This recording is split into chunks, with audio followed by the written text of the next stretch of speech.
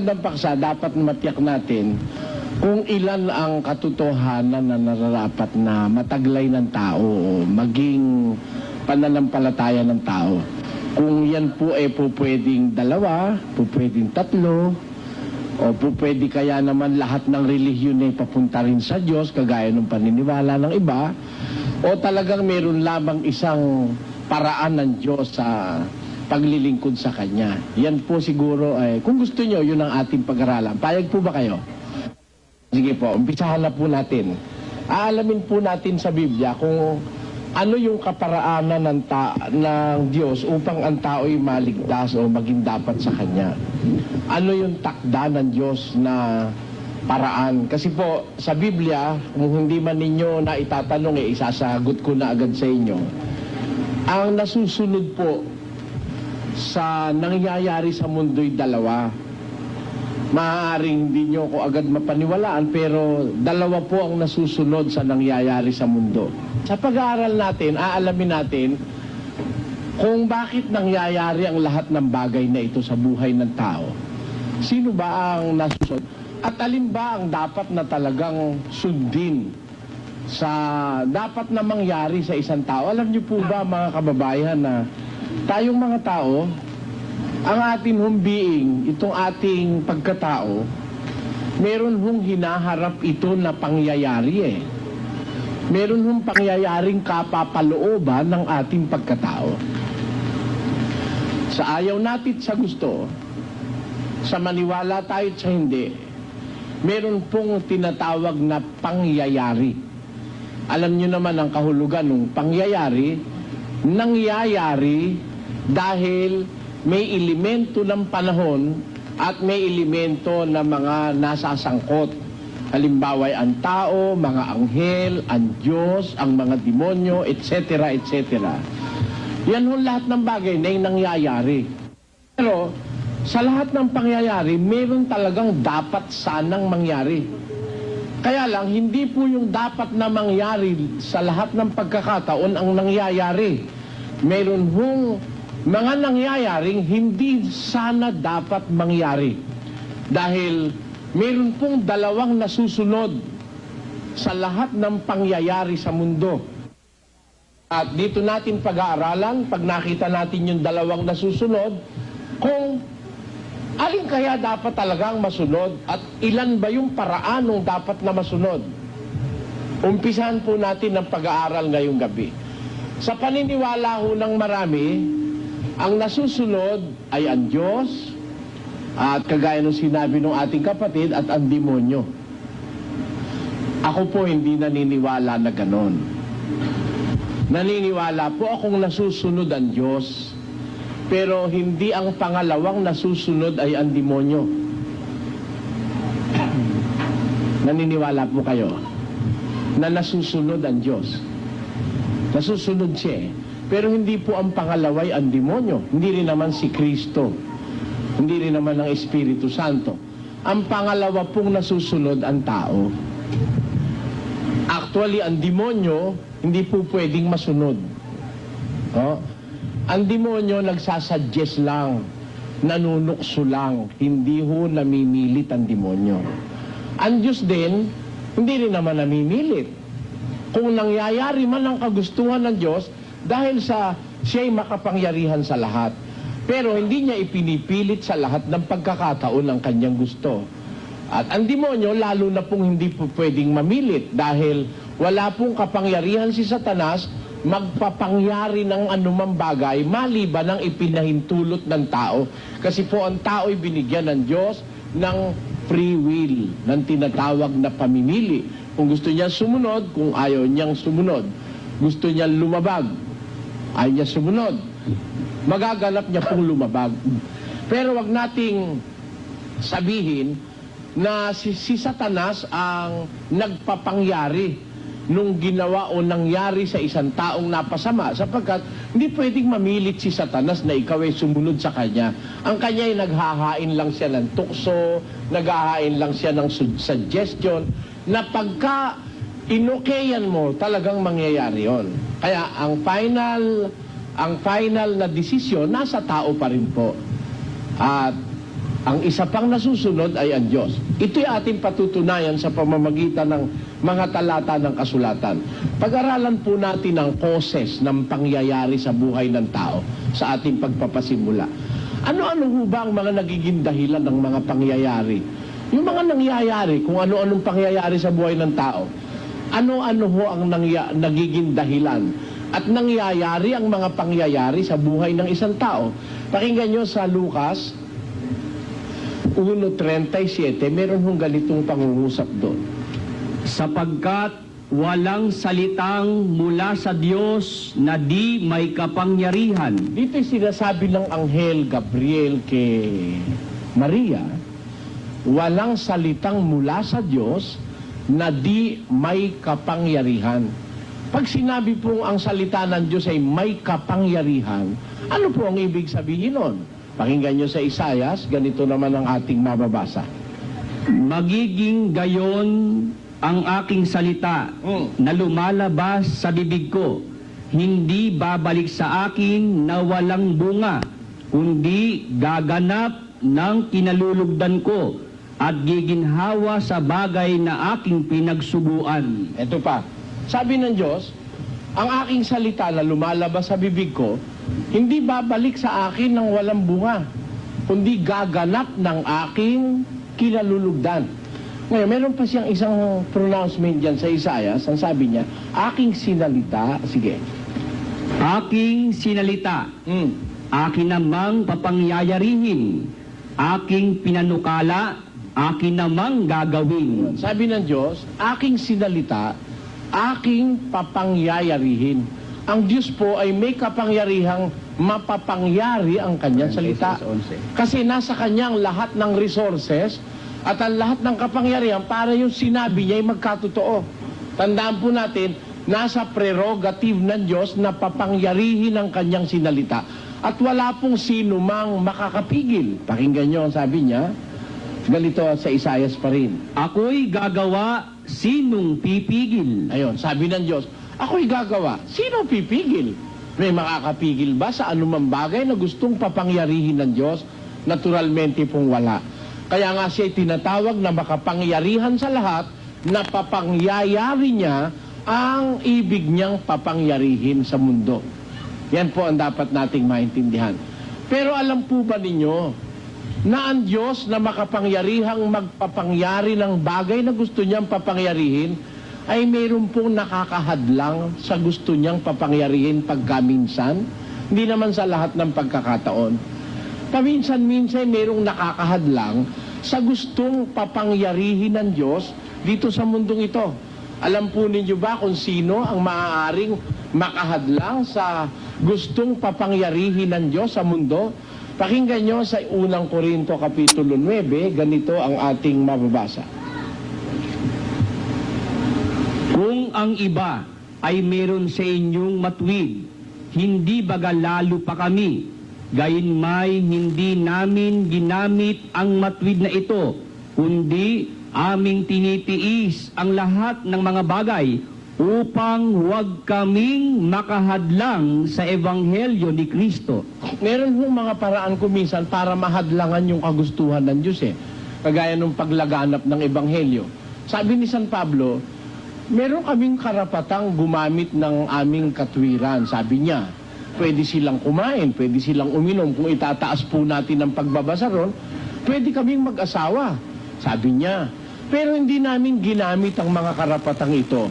Hindi nag-asawa si San Pablo, hindi rin siya gumamit ng karapatang kumuha siya ng pakinabang sa mga miyembro, kundi nagtitiis kami sa lahat ng bagay upang huwag kaming makahadlang sa Ebanghelyo.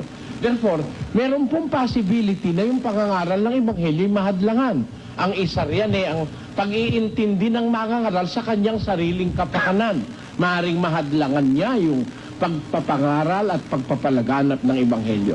Kaya kung ang Diyos man po ay kapangyarihan sa lahat, mapangyayari niya ang lahat ng gusto niyang papangyarihin, kung minsan mayroong nagiging hadlang din, conforme po sa isang tao na kumikilala sa Diyos.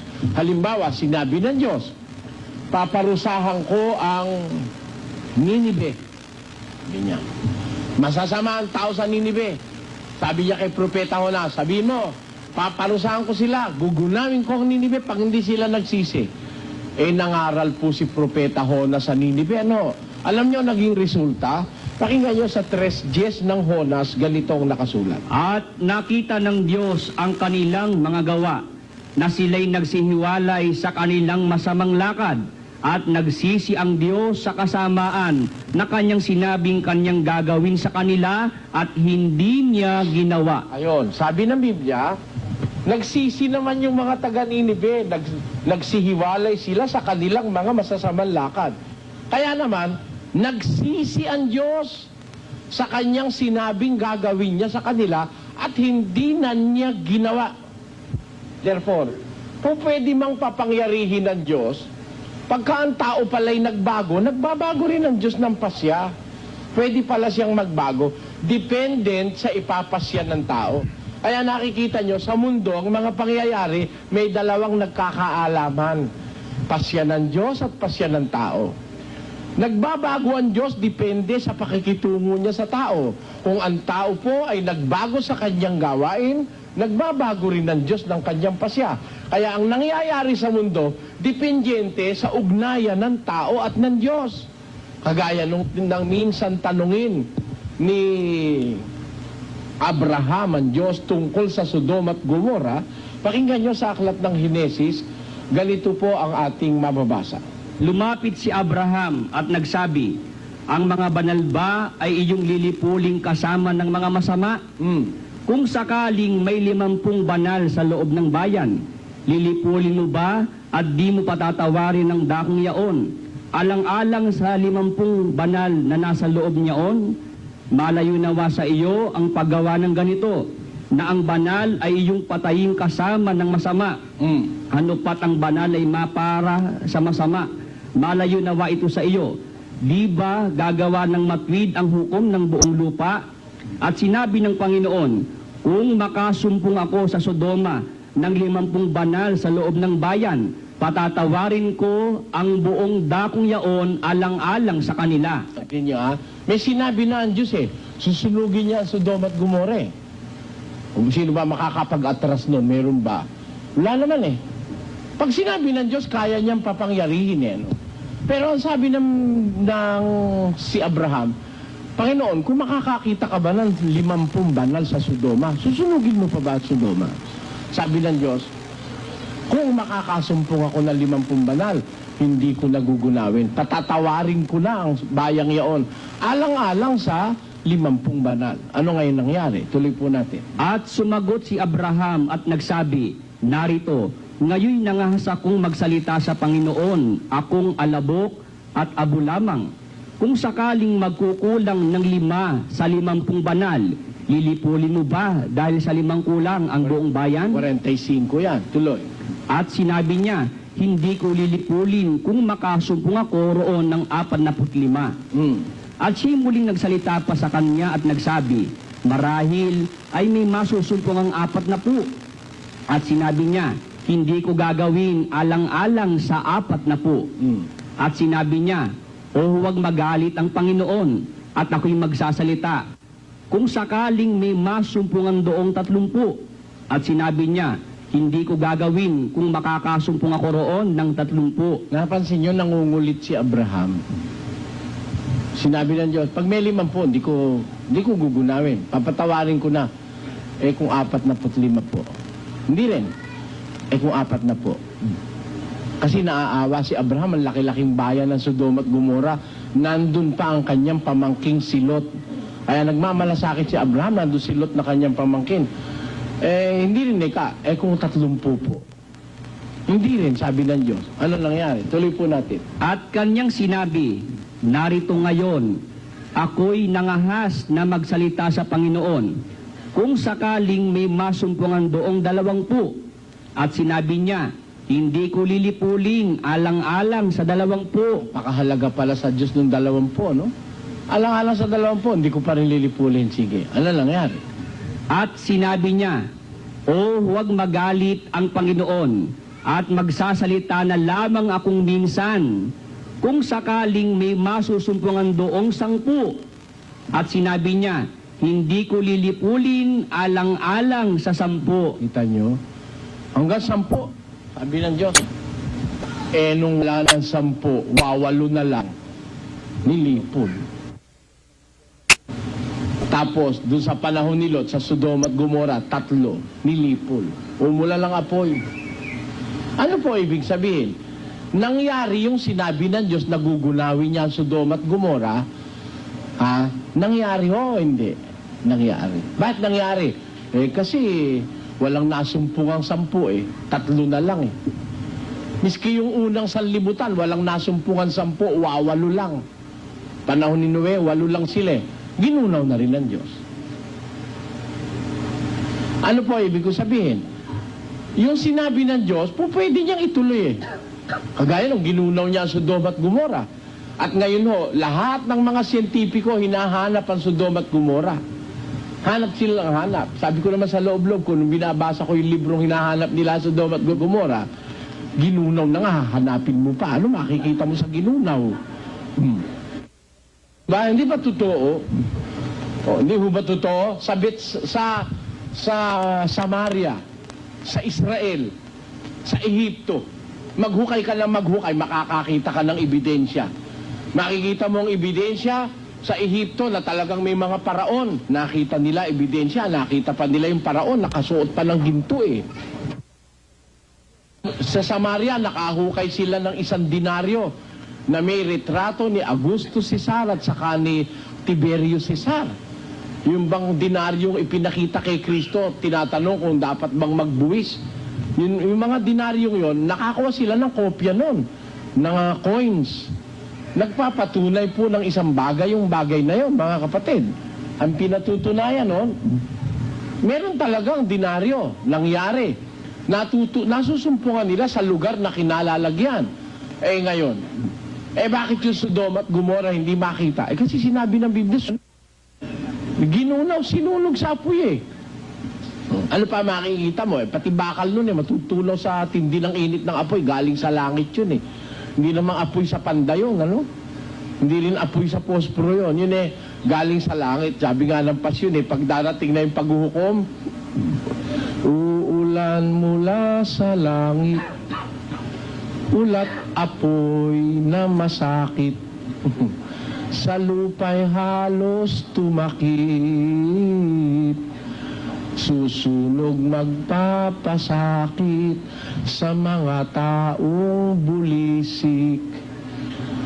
Ang toret mga palasyo, bahay mga edipisyo, mga kalakhan sa mundo, walang pagsalang totoo, magiging uling at abo. May maghanap ka nga sa uling at sa abo kung ano makita mo ron. Wala na nga ginunaw na Ayan. Ano po ibig ko sabihin? Ba't natin pinag-aaralan to? Parang malayo ba doon sa binuksan natin paksa, Alam niyo lang ako kasi kung magbigay ng katuruan sa tao, inumpisahan ko sa iumpisa, yung kumbaga sa bahay, sa pundasyon. Sa lahat ng pangyayari sa mundo, may dalawang may kinalaman. Unay ang Diyos na nagpapangyari at ang tao na kinapapangyarihan. Kung minsan, yung gustong mangyari ng Diyos, hindi nasusunod. Kasi hindi sumusunod yung tao. Pero, pag yung tao naman nagbalik loob sa Diyos, yung gusto niyang mangyaring parusahan halimbawa, kagaya ng Ninive, hindi naman niya itinutuloy. Diyan maiintindihan nyo, mga kapatid, sa Biblia, ang pangyayari dependiente sa dalawang factors. Unay ang Diyos, ikalaway ang tao. Ang demonyo, meron bang kapangyarihan sa pangyayaring magaganap sa kanino man? Pakinggan nyo sa Job, ganito ating mabasa. Meron bang power ng demonyong magpapangyari ng anumang bagay? Basahin po natin. At si Satanas ay sumagot sa Panginoon at nagsabi, balat kung balat. Oo, lahat na tinatangkilik ng tao ay ibibigay dahil sa kanyang buhay. Ngunit pagbuhatan mo ngayon ng iyong kamay at galawin mo ang kanyang buto, at ang kanyang laman, at kanyang itatakwilkan ng mukhaan. Sabi ng Diyos ni Satanas sa Diyos, nakikipaglaban siya sa Diyos eh. Tungkol kay Job. Alam mo, sabi niya sa Diyos, saktan mo si Job. Saktan mo buto niya. Saktan mo laman niya. Pag sinaktan mo siya, balat kung balat, lahat ng tinatangkilik ng tao, ibibigay dahil sa kanyang buhay. Saktan mo lang yan, tatakwil ka na yan eh. Sabi ni Satanas, ano sa Diyos? Ano sabi ng Diyos? Tuloy. At ang Panginoon ay nagsabi kay Satanas, narito, siya'y nasa iyong kamay, ingatan mo lamang ang kanyang buhay. Kita nyo? Ganyan ba paniwala mo Satanas na si Job nagtatapat lang sa akin dahil siya'y walang sakit? Pag sinaktan ko, itatakwil na niya ako? O sige, narito, binibigay ko siya sa iyong kamay. Huwag mo lang gagalawin ang buhay niya. Sabi ng Diyos kay Satanas. Meron bang karapatan si Satanas patayin si Job? Meron? Wala eh. Pinagbilinan nga, huwag gagalawin ang buhay niya. Pero pwede mo siya lagyan sakit. Ang ginawa ni Satanas, pinapagkasakit si Job mula ulo hanggang talampakan ng paa. Katakot-takot na hirap ng inabot ni Job. Sabi ng asawa ni Job, Job, nananatili ka pa ba sa pagtatapat mo sa iyon Diyos? Mamamatay ka na, itakwil mo na siya. Sabi ni Job, nagsasalita kang gaya ng isang hangal na babae. Ano, tatanggap ba tayo ng mabuti sa Diyos at hindi na tayo tatanggap ng masama? Sa mga salitang ito, hindi nagkasala si Job sa kanyang mga labi. Basahin natin. Sa gayoy umalis si Satanas mula sa harapan ng Panginoon at pinasibulan si Job ng mga masamang bukol na mula sa talampakan ng kanyang paa hanggang sa kanyang puyo. Ayun, tuloy. Mula talampakan hanggang puyo. Naku po, walang naliban. Ha? Mai-imagine mo si Job, walang bakante. Oh, ikaw man ang magkaganon, di ba katakot-takot na hirap yun? Oh, ano ngayon ang sabi ng asawa ni Job? Nang magkagayoy sinabi sa kanya ng kanyang asawa, namamalagi ka pa ba sa iyong pagtatapat? Itakwil mo ang Diyos at mamamatay ka. Ngunit sinabi niya sa kanya, ikaw ay nagsasalita na gaya ng pagsasalita ng hangal na babae. Ano? Tatanggap ba tayo ng mabuti sa kamay ng Diyos at hindi tayo tatanggap ng masama? Sa lahat ng ito ay hindi nagkasala si Job ng kanyang mga labi. Kita niyo ho? Kaya, paano nagkasakit si Job? Pinahintulot lang ng Diyos. Pero pag walang pahintulot ng Diyos, di pwedeng gumalaw ang demonyo. Hindi siya pwedeng magpapangyari ng anuman kung walang pahintulot ng Diyos. Anong katunayan? Pakinggan niyo sa unang Juan 5. Basa. Datapwat, ang ipinanganak ng Diyos ay nag-iingat sa kanyang sarili at hindi siya ginagalaw ng masama. Ayun, hindi siya pwedeng galawin ng masama. Ang mga taong kumikilala sa Diyos, hindi magagalaw ng demonyo yan. Hindi mangyayari ang gusto ng demonyo kung hindi pahintulot ng Diyos. At kung ayaw mang ipahintulot ng Diyos, pag ikaw naman ang nagpahintulot kay Satanas, mangyayari rin. Bakit? Sabi ni Satanas, anak, dito ka na sa aking kaharian. Masarap dito, maraming babae, may alak, may disco, may sabong, dito may kung ano dito. Nagpatangay ka. O, mangyayari yun.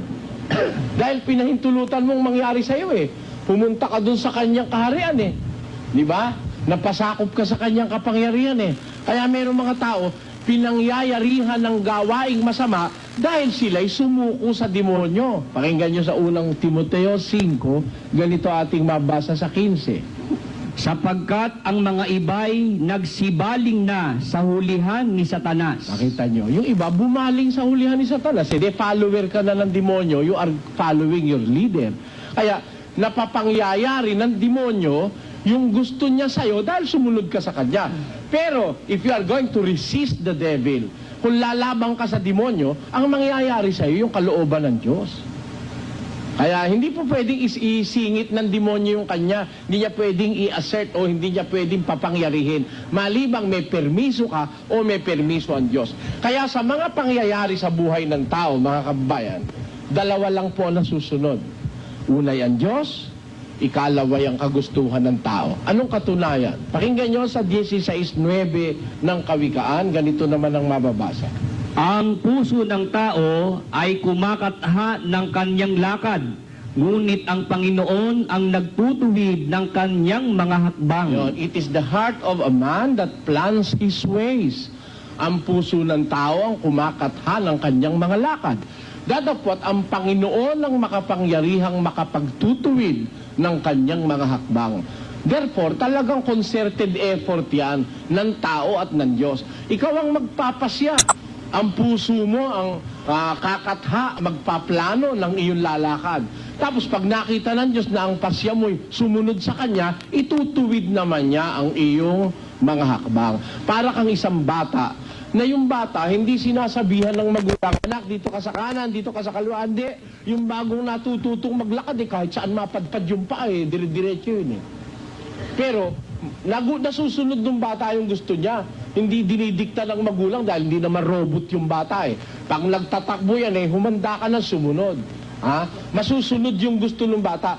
Kaya lang, ano ang magulang? Ang magulang ang guide. Siya ang giya. Siya ang... Anong tawag doon sa Tagalog?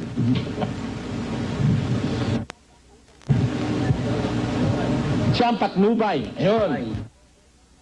Sabi ng Biblia, ang tao ang kumakatha ng kanyang ilalakad, pero ang Diyos ang nagtutuwid ng kanyang hakbang. Kaya parang magulang sa anak, yung anak nasusunod kung saan niya gustong lumakad bago nag-aaral na lumakad Kahit saan mapadpad nga, sabi ko sa inyo yung pa dire-diretso yung batang bagong lumalakad Pero yung magulang ang nagtutuwid ng kanyang hakbang. Siya ang nakakaalam dun sa dapat lakaran ng kanyang anak. Ganon din naman ang Diyos at saka sa kanyang relasyon sa tao. Kaya tandaan po nyo, ang nagpapangyari sa mundo ng mga pangyayari ang Diyos at ang pasya ng tao. Kung minsan ang pasya ng Diyos, dependente sa desisyon ng tao. Pag ang tao ay bumuti, binabago ng Diyos ang kanyang pasya. Pag ang tao naman hindi nagsisi, tinutuloy ng Diyos ang kanyang parusa. Yan ang mga pangyayari sa buhay ng tao, mga kapatid. Pinapangyayari ng Diyos ayon sa pagsunod ng tao sa Kanya. Kaya sa pangyayaring nagaganap sa mundo, dalawa po ang may kinalaman dyan. Diyos at ang tao. Na pinagbinigyan ng Diyos ng pamimili. Yan. Meron po ba tayong ebidensya biblika na talagang binigyan tayo ng Diyos ng kapasyahang mamili at magpasya? Pakinggan nyo. Deuteronomio 30:19. Aking tinatawag ang langit at ang lupa na pinakasaksi laban sa inyo sa araw na ito, na aking ilagay sa harap mo ang buhay at ang kamatayan, ang pagpapala at ang sumpa. Kaya't piliin mo ang buhay upang ikaw ay mabuhay, ikaw at ang iyong binhi. Ayun, sabi ng Diyos, nilagay ko sa harap mo, buhay, pagpapala. Kamatayan at ang sumpa. Mamili ka. Kaya ho masusunod ka Akala no iba, ang tao, ang Diyos lagi nasusunod. Sa panalangin, nasusunod ang Diyos palagi. Dumating na ang kaharian mo, sundin ang kalooban mo kung paano sa langit, gayon din sa lupa. Ibigay mo sa amin ang aming kakanin sa araw-araw, at ipatawad mo sa amin ang aming mga utang gaya ng pagpapatawad namin sa nagkakautang sa amin. At huwag mo kaming ihatid sa tukso, kundi iligtas mo kami sa lahat ng masama. Amin. Yung panalangin, sundin ang kalooban mo. Paglabas niya simbahan, nasa madyong. Kalooban ba ng Diyos yung maghapon ka sa madyong? Sige nga. Akala ko sundin ang kalooban ng Diyos. Ama namin, sumasalangit ka, sambahin ang ngalan mo. Sambahin ang ngalan mo, siya hindi kasamang sasamba. Hindi ba? Pag-aralan niyo yung panalangin natin. Ama namin, sumasalangit ka, sambahin ang ngalan mo, dumating nawa ang kaharian mo, sundin ang kalooban mo kung paano sa langit, gayon din sa lupa. Pagkatapos manalangin, nagsabong. Kalooban ba ng Diyos yung magsabong ka? Ipatalo mo yung sweldo mo? Sundin ang kalooban mo kung paano sa langit, gayon sa lupa, dumiretso ka kabaret. Hindi ka na nahiya sa Diyos niya, nakapanapanalangin mo lang na sundin ang kalooban niya Kaninong kalooban yung nasunod doon nung pumunta ka sa kabaret? Kanino? Sa'yo. Kaya dalawa na susunod eh. Ang Diyos at ikaw. Kailan masusunod ang Diyos? Pagka sumunod ka sa kanyang kalooban. Pero pag ang pinairal mo yung kalooban mo, mali. Kaya si Kristo, lagi niyang dalangin sa Ama, Ama, kung mangyayari sana makalagpas sa akin ang paghihirap na ito. Pero wag mangyari ang kalooban ko, kundi ang kalooban mo. Thy will be done, sabi ni Kristo. Dalawa ho ang pangyayari, tandaan nyo, dalawang basis ng pangyayari. Kalooban ng Diyos at kalooban ng tao. Si Satanas, taga-sulsul lang yan sa tao para gumawa ng masama. Pero wala siyang karapatang papangyarihin ang gusto niya. Kung hindi paintulot ng Diyos at kung hindi sang-ayunan ng tao, hindi mangyayari yung gustong masama ni Satanas. Kaya hindi natin pwede sisihin ng Diyos eh. Diyos, ba't naman ginawa mo pa si Satanas manunukso? Kahit na ba tuksin ka ng tuksin kung ayaw mo eh. O, di ba? May mangyayari ba? Wala. Kung ayaw mo, hindi. Ba't may nangyari? Naku, yan naman ikaw, misis ko, hinahakbangan lang, buntis na. Ha? Sino maniwala sa'yo, hinakbang mo lang, buntis na? Sobra naman niya tayo, humakbang ka lang, buntis na. Hindi totoo yun. Kaya nangyayari ang isang bagay, pinahintulot mo, may katawan, ikaw nagpahintulot. Sabi nga na English, it takes two to tango. Ha? Wala ka nakita nagtango siyang mag-isa. Dalawa ang nagtatango. Ano yan symbiotic symbiotic with symbiotic permission from each other. Payag ka, payag siya. Kaya nangyari. Ganon din naman ang pangyayari sa mundo. Payag ka sa demonyo, nangyari yung kasama ang inuulok niya sa'yo. Pumayag ka sa Diyos, sumunod ka sa kalooban niya, nangyari ngayon yung kalooban ng Diyos. Yan po ang pangyayari sa mundo. Meron hong pangyayaring nagaganap sa mundo, no?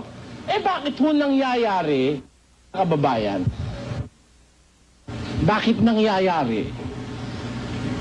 Na kung minsan, ang kalooban ng tao na susunod. Kung ang tatanungin ay ang Biblia, alin ba talaga dapat masunod?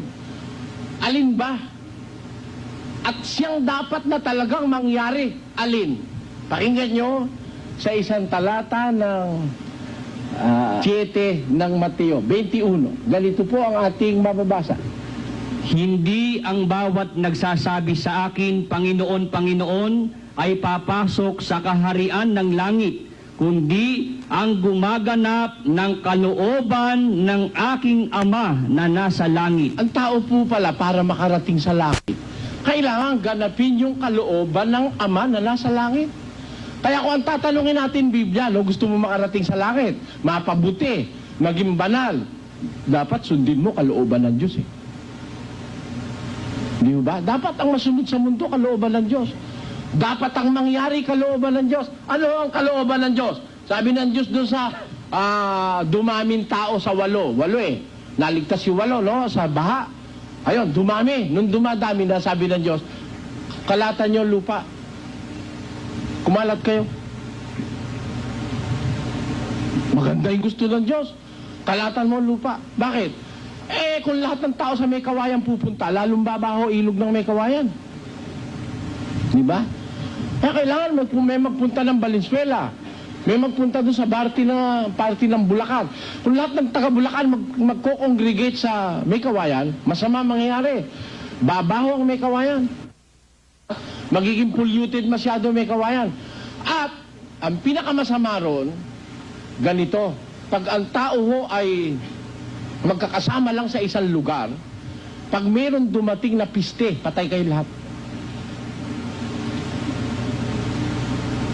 Kaya ang kalooban ng Diyos, doon sa dumaming tao nung una sa panahon ni Noe, kalatan niyo lupa. Alam niyo, ginawa ng tao, ayaw sa kalooban ng Diyos. Gusto nila yung kalooban nila. Kailangan ikaw, wag tayong magkahiwa-hiwalay. Kailangan para wag tayong magkahiwa-hiwalay, magtayo tayo ng tore na ang kanyang dulo'y aabot sa mga langit. Para kung merong maligaw sa atit mapalayo, titingin lang siya sa tore, makakabalik siya uli. Yun ang tinatawag na tore ni Babel. Ang kalooban ng Diyos, kalatan ng mundo. Ang kalooban nila, magsama-sama sila sa isang lugar. At ang pinakamatayog, ang pinakamatayog na muog ng kapalaluan ng tao at ng kanyang resistance against the will of God ay ang Tore ni Babel. Alam niyo ang ginawa ng Diyos? Para masunod yung kanyang kalooban. Nangyari yung kalooban nila. Tayo talaga sila ng Tore pagkataas-taas. Nakikita ng Diyos makakasama sa tao. Maging sa ecology, yung tinatawag kong ecology, pangit yung lahat ng tao nasa isang lugar. Dapat nakakalat. Kasi, pag doon sa lugar na yun, walang tao, ano? Nandito lang kayo sa isang lugar. Dadami masyado leon doon. Ahas, dadami ron. Dadami ron ng mga baksik na hayop. Mangyayari, pag dumami na ng dumami yun, matatalo tao. Imbis na ang taong may dominion, sila magkakaroon ng dominion doon sa lugar. Sabi ng Diyos, kalatan niyo ang lupa, supilin ninyo. Kaya pinasusupil ng Diyos sa tao, mayroong impending disaster. Bakit? Pagka may pollution sa isang lugar, yung dumi, nasa isang lugar lang nandun. Pangit. Pero kung nakakalat yan, hindi mahalata. Doon sa mga probinsya, may CR ba karamihan? Yung talagang mga malalayang probinsya, may CR ba? Hindi uso CR doon. Hindi uso. Pagka na sinusumpong, pupunta lang doon sa may likod bahay, magagawi-gawi lang doon. Okay na. Bakit? Kasi, dudumi na naman siya uli bukas, tuyo na naman yung dumi niya ron, nasikatan na ng araw. Pero kung 1,000,000 kayo, dudumi kayo ron, mababahuan kayo rin, masyado. Pero pagka kalat-kalat ang tao, hindi masyado ang polusyon. Nagkakaroon ng pagkakataon ng naturalesa na yung cycle of nature, hindi makakapirwisyo. Ang totoo yan, masama yung tao. Di ba?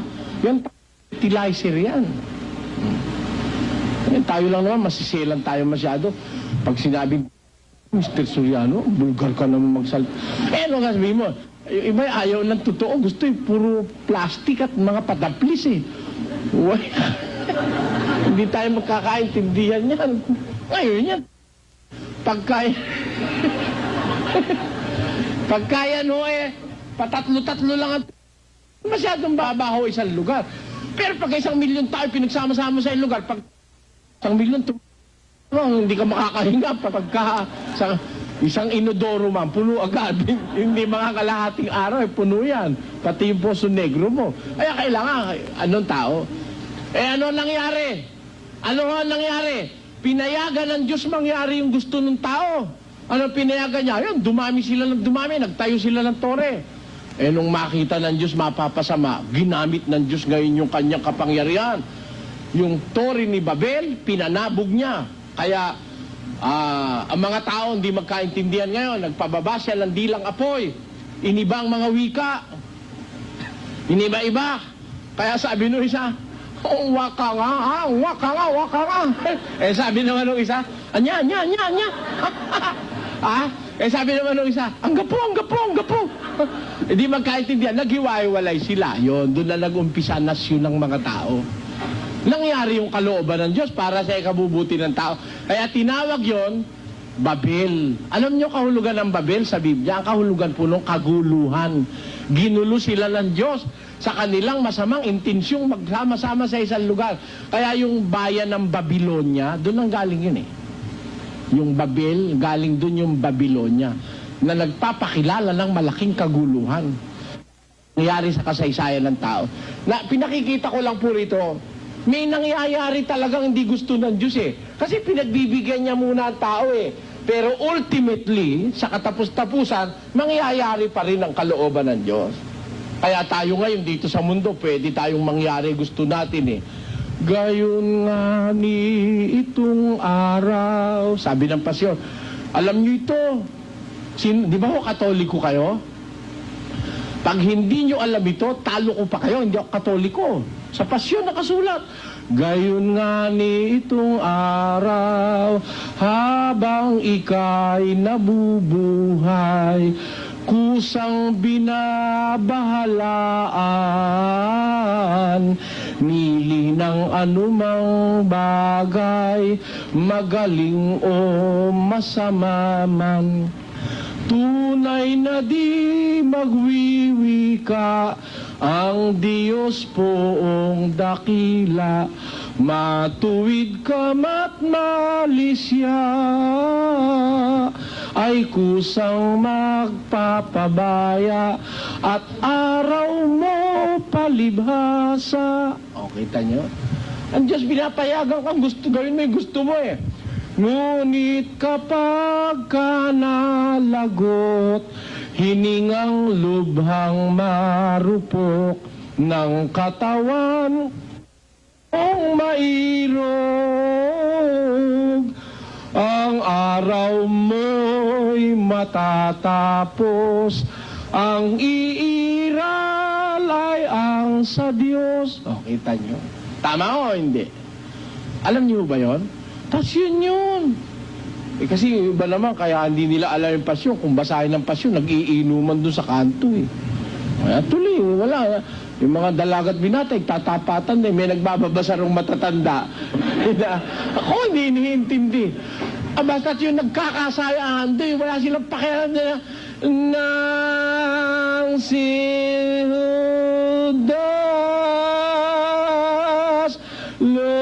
lumabas na. Pahabaan din eh. Ibig mo, 4 na gabing babasahin niyo, kung bibilisan, madadali ang tapos. Di ba? Hindi mabibili yung beer doon sa tabi-tabi mga ponda ron. Punta kayo sa Pampangat ganon. Kaya pinahahabain eh. Sa pinto lang sinagoga, nasa lubong si Maria, at ang kanyang dala-dala. Hindi ko na itutuloy ho. Haba-haba pag pinabasa pasyon. Eh yun naman, ang tawag sa Kapampangan doon, puni. Puni ang tawag doon. Pagka naman may basahan ng pasyon dito, halimbawa, may mga ponda rito ng mga beer, kung ano mga pagkain. Talaga yung mga tao, ang dinadayo ron eh. Kaya tanungin mo, Katoliko na siya, hindi niya alam yung pasyon. Buti pa nga ako, nakabisado ko yung ilang bahagi ng pasyon. Kaya nagkaroon ako ng ideya, dapat pala sa Katoliko, alamin nila rin yung kanilang pananampalataya. Minsan wala tayong alam eh. Lalo lang yung matatanda na, kumbaga sa araw, 5:30 na. Bago tayo magpaalam sa mundo, siguraduhin muna natin, Diyos, ano ba itong lagay ko? Ako ba mapupunta sa impyerno? Makakasama ba kita sa langit? Ngayon pa, ang napapagtuunan natin yung walang kwente. Pamparain ng pera, negosyo, pagpapatayo ng bahay. Eh, maiiwanan mo naman lahat yan, di ba? O, di ba maiiwanan mo yan? Yun ang iniintindi ng tao, yung walang kwenta. Samantala, yung preparasyon niya para makapasok siya sa langit, pinabayaan niya muna yun. At ang sabi ng iba, sundin mo muna gusto mo, pag mamamatay ka, huwag mo lang kakalimutan yung Jesus Mariosep. Magsabong ka lang magsabong, magbabae ka lang magbabae, at ikaw lahat ng kagaguhan gawin mo na. At pag mamamatay ka, huwag mo lang ikakalimutan Jesus Mariosep. Kaya yung matandang bito dun sa Pampanga nung araw, nako, niyayaya ko sumamba sa Diyos. Ay, ayoko. Basta, tama na sa akin to, ganito. Ayoko na ririri yun. Magulo, sabi niya. Basta ako, alam ko, pagka mamamatay na ako, magsisisi lang ako, tatawag lang kay Jesus Mariosep, sabi niya. Jesus. Masus. Talaga. Yun, ligtas na yun. Sabi ng iba, ligtas na yun. Kahit ano lang ginawa mo, basta't huwag mo kakalimutan si Jesus Mariosep, ligtas ka. Ganun ba ang Diyos? Hindi naman ganun ang Diyos, ano? Na nagpakatarantado ka sa 55 taon o 65 taon, 75 taon, puro kagaguhan ang pinaggagawa mo. Pagkatapos mong kailan kang mamamatay, saka mo maalala ang Diyos, payag kaya ang Diyos doon? Pakinggan nyo. 23 ng Kawikaan. Sapagkat ako'y tumawag at kayo'y tumanggi. 1:24. Aking iniyunat ang aking kamay at walang makinig, kundi inyong iniuwi sa wala ang buo kong payo, at hindi ninyo inibig ang aking saway. Ako naman ay tatawa sa kaarawan ng inyong kasakunaan.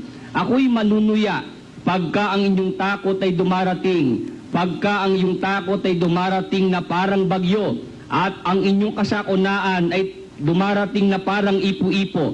pagka ang hirap at hapis ay dumating sa inyo. Kung magkagayoy tatawag sila sa akin, ngunit hindi ako sasagot. Hahanapin nila akong masikap, ngunit hindi nila ako masusumpungan, sapagkat kanilang ipinagtanim ang kaalaman at hindi pinili ang takot sa Panginoon. Meron ba Diyos na sasagot sa'yo? Wala na. Puro kagagawang ginawa mo eh. Tumawag ako, tumanggi kayo. Iniunat ko aking kamay, ayaw kayong makinig. Kundi inyong iniuwi sa wala ang buo kong payo. Hinamak ninyo ang aking pagsaway.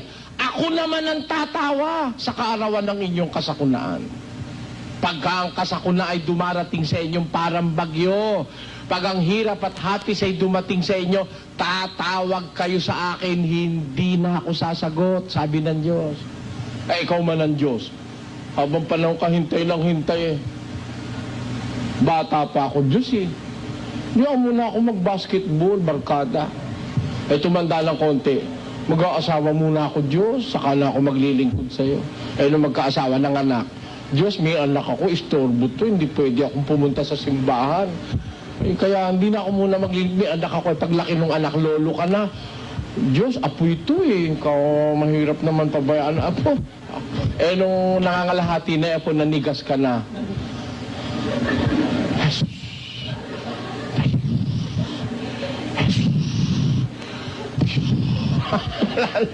O ngayon, tatawag ka sa Diyos, sasagot ba? Ikaw man ang Diyos, di ka nasasagot eh. Pero mo, 75 taong kitang hinintay, kung kailan ka mamamatay, saka ka lumapit sa akin? Pangit. Pangit. Kaya, kung nangyari man sa'yo yan, ikaw may kasalanan. Tandaan nyo, ang pangyayari, dalawa ang faktor. Sa Diyos at sa tao. Ang pangyayari ng mga bagay-bagay dito sa mundong ito. Pero, kung ang talaga susundin kung gusto mo mapunta ng langit, ang sabi sa Biblia, sino mang tumatawag sa akin Panginoon, Panginoon, hindi lahat ay makakapasok sa langit. Kundi yung gumaganap ng kalooban ng aking Ama sa langit. Kaya meron dapat na masunod na kalooban, yung kalooban lang ng Ama. Walang iba. Anong katunayan? Pakinggan nyo sa 9:31 ni Juan. Ganito nakasulat. Nalalaman naming hindi pinakikinggan ng Diyos ang mga makasalanan. Pinakikinggan ho ba sila ng Diyos? Eh, meron mga tao, alam na yun, ayaw pang gawin yung katwiran eh. Hindi naman pinapakinggan ng Diyos yung mga sabungero, mga drug lords, mga makasalanan, yung ayaw kumilala sa Diyos, maglulupasay ka, hindi ka pakikinggan ng Diyos. Sabi ng iba, ako ikaw naniniwala, pag nanalangin ka ng taimtim sa puso, pakinggan ka ng Diyos. Huy, conforme sa nananalangin yun, ano? Ha? Pagkataimtim mo ang panalangin mo, hindi ka naman natakot sa Diyos. Hindi ka kumikilala sa Diyos, hindi ka pakikinggan eh. Nakasulat eh. Nalalaman naming hindi pinakikinggan ng Diyos ang mga makasalanan. Ngunit, Tatapwat, kung ang sino mang tao'y maging mananamba sa Diyos at ginagawa ang kanyang kalooban, siya'y pinakikinggan niya. ayun. Kailangan talaga yung kalooban ng Diyos para kapakinggan. Kanino ang kalooban ang dapat masunod? Sa Diyos.